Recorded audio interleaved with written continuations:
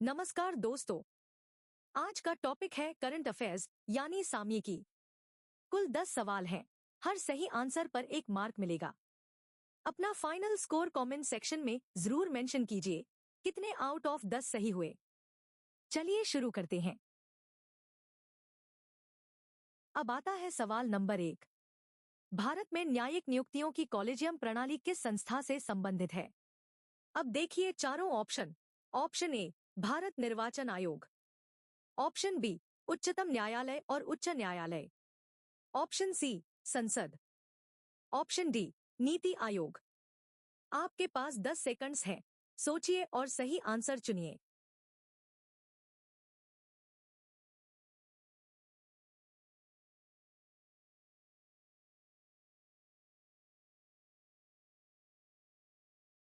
तो इसका correct answer है ऑप्शन बी यानी उच्चतम न्यायालय और उच्च न्यायालय। अब इसे समझते हैं। कॉलेजियम प्रणाली उच्चतम न्यायालय और उच्च न्यायालयों के न्यायाधीशों की नियुक्ति और स्थानांतरण को नियंत्रित करती है। यह न्यायिक निर्णयों से विकसित हुई और संविधान में इसका उल्लेख नहीं है। तो याद रखिए ये पॉइंट। सवाल नंबर 2 ध्यान से सुनिए। गंगोत्री हिमनद जो हाल ही में पिघलने के लिए समाचार में है, किस राज्य में स्थित है? अब देखिए चारों ऑप्शन।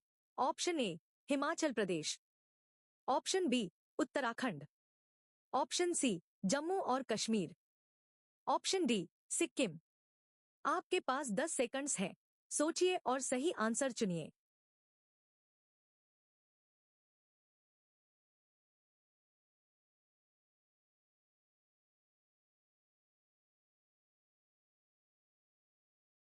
तो इसका करेक्ट आंसर है ऑप्शन बी यानी उत्तराखंड। अब इसे समझते हैं। गंगोत्री हिमनद उत्तराखंड के उत्तरकाशी जिले में स्थित है। इसका छोर गौमुख भागीरथी, गंगा की प्रमुख सहायक, का उद्गम है। तो याद रखिए ये पॉइंट। अगला सवाल नंबर 3। भारत का पहला स्वदेशी हाइड्रोजन ईंधन सेल जहाज मुख्यतः किस क्षेत्र से संबंधित है? अब देखिए चारों ऑप्शन। ऑप्शन ए अंतरिक्ष अनुसंधान, ऑप्शन बी अंतर्देशीय जलमार्ग और समुद्री स्वच्छ ऊर्जा, ऑप्शन सी कृषि स्वचालन, ऑप्शन डी दूरसंचार। आपके पास 10 सेकंड्स हैं। सोचिए और सही आंसर चुनिए। और हाँ, अब तक आपने कितने आउट ऑफ 3 सही किए कमेंट सेक्शन में जरूर बताइए।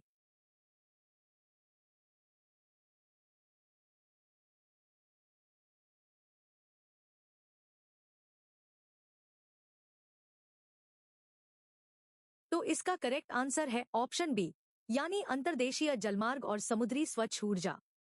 अब इसे समझते हैं। भारत का पहला स्वदेशी हाइड्रोजन ईंधन सेल जहाज अंतर्देशीय जलमार्गों के लिए स्वच्छ ऊर्जा फेरी है, जो समुद्री अंतर्देशीय परिवहन क्षेत्र के कार्बन मुक्तिकरण पहल का हिस्सा है। तो याद रखिए ये पॉइंट। देखिए सवाल नंबर 4।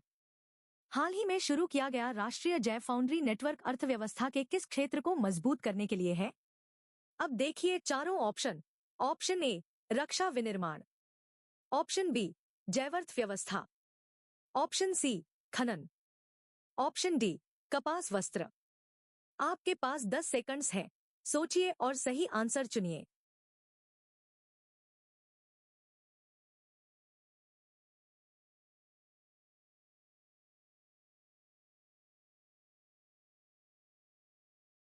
तो इसका करेक्ट आंसर है ऑप्शन बी यानी जैवर्थ व्यवस्था। अब इसे समझते हैं। राष्ट्रीय जैव फाउंड्री नेटवर्क भारत की जैवर्थ व्यवस्था को बढ़ावा देने के लिए है, जिसमें जैव प्रौद्योगिकी आधारित औद्योगिक उत्पादन, जैव फार्मा, जैव ऊर्जा और कृषि जैव प्रौद्योगिकी शामिल है। तो याद रखिए ये पॉइंट। चलिए सवाल नंबर 5 देखते हैं। हिंद महासागर नौसेना संगोष्ठी आयुन्स किसके लिए मंच है? अब देखिए चारों ऑप्शन। ऑप्शन ए हिंद महासागर के तटवर्ती राज्यों के बीच समुद्री सहयोग, ऑप्शन बी डब्ल्यूटीओ व्यापार वार्ता, ऑप्शन सी यूएन सुरक्षा परिषद के सदस्य, ऑप्शन डी एएसईएन व्यापार। आपके पास 10 सेकंड्स हैं। सोचिए और सही आंसर चुनिए।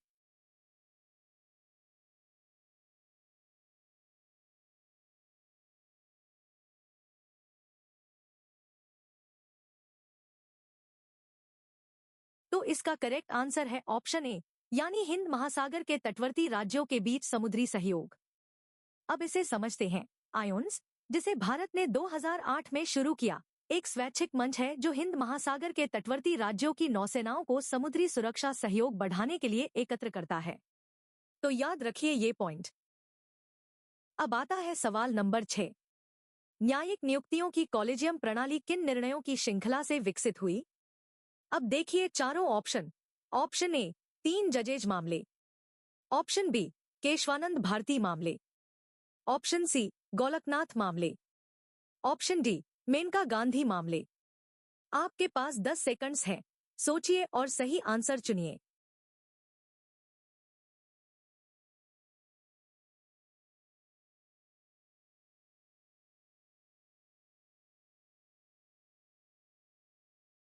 तो इसका करेक्ट आंसर है ऑप्शन ए, यानी 3 जजेज मामले।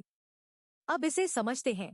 कॉलेजियम प्रणाली 3 जजेज मामलों 1981, 1993, 1998 के माध्यम से विकसित हुई, जिन्होंने अनुच्छेद 124 और 217 की व्याख्या करते हुए नियुक्तियों में न्यायपालिका को प्रमुखता दी। तो याद रखिए ये पॉइंट। सवाल नंबर 7 ध्यान से सुनिए। गंगोत्री हिमनद से मुख्यतः कौन सी नदी पोषित होती है? अब देखिए चारों option. Option A, Alaknanda. Option B, Bhagirathi. Option C, Yamuna. Option D, Mandakini. आपके पास 10 सेकंड्स हैं। सोचिए और सही आंसर चुनिए। और हाँ, अब तक आपने कितने आउट ऑफ 7 सही किए, कमेंट सेक्शन में जरूर बताइए।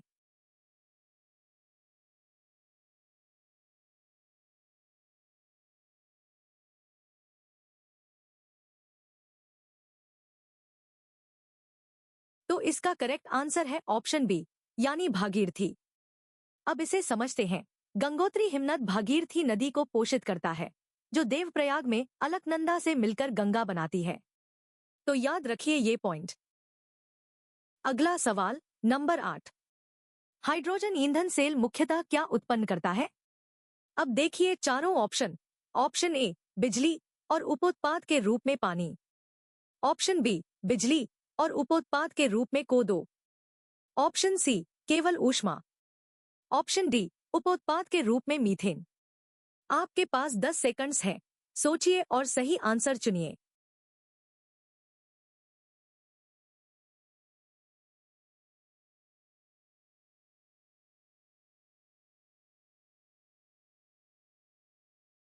तो इसका करेक्ट आंसर है ऑप्शन ए, यानी बिजली और उपोत्पाद के रूप में पानी। अब इसे समझते हैं। हाइड्रोजन ईंधन सेल हाइड्रोजन और ऑक्सीजन के संयोजन से बिजली उत्पन्न करते हैं, जिसमें केवल पानी H2O उपोत्पाद के रूप में निकलता है। यह शून्य उत्सर्जन स्रोत है। तो याद रखिए ये पॉइंट। देखिए सवाल नंबर 9। जैवर्थ शब्द किस पर आधारित आर्थिक गतिविधि को संदर्भित करता है? अब देखिए चारों ऑप्शन। ऑप्शन ए, जीवाश्म ईंधन निष्कर्षण। ऑप्शन बी, जैविक संसाधन और जैव प्रौद्योगिकी प्रक्रियाएं। ऑप्शन सी, केवल डेयरी खेती।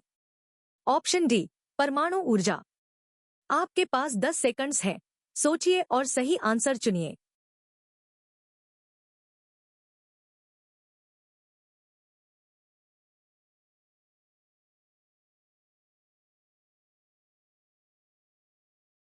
तो इसका करेक्ट आंसर है ऑप्शन बी, यानी जैविक संसाधन और जैव प्रौद्योगिकी प्रक्रियाएं। अब इसे समझते हैं। जैव उस उत्पादन को समाहित करती है जो जैविक संसाधनों, पौधों, जानवरों, सूक्ष्मजीवों और जैव प्रौद्योगिकी प्रक्रियाओं का उपयोग करके भोजन, सामग्री, ऊर्जा और स्वास्थ्य उत्पाद बनाता है। तो याद रखिए ये पॉइंट। चलिए सवाल नंबर 10 देखते हैं। हिंद महासागर नौसेना संगोष्ठी किसकी पहल पर शुरू की गई थी? अब देखिए चारों option. Option A, Australia. Option B, Bharat. Option C, संयुक्त राज्य अमेरिका। Option D, France. आपके पास 10 सेकंड्स हैं। सोचिए और सही आंसर चुनिए। और ये था आखिरी सवाल। अपना फाइनल स्कोर कमेंट में जरूर लिखिए। आउट ऑफ 10 में कितने सही हुए?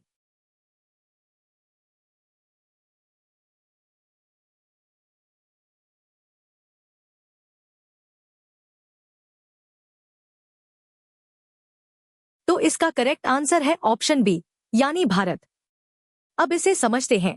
भारत ने हिंद महासागर तटवर्ती नौसेनाओं के बीच सहकारी समुद्री जुड़ाव को बढ़ावा देने के लिए 2008 में अपनी पहल से आयोन्स शुरू किया।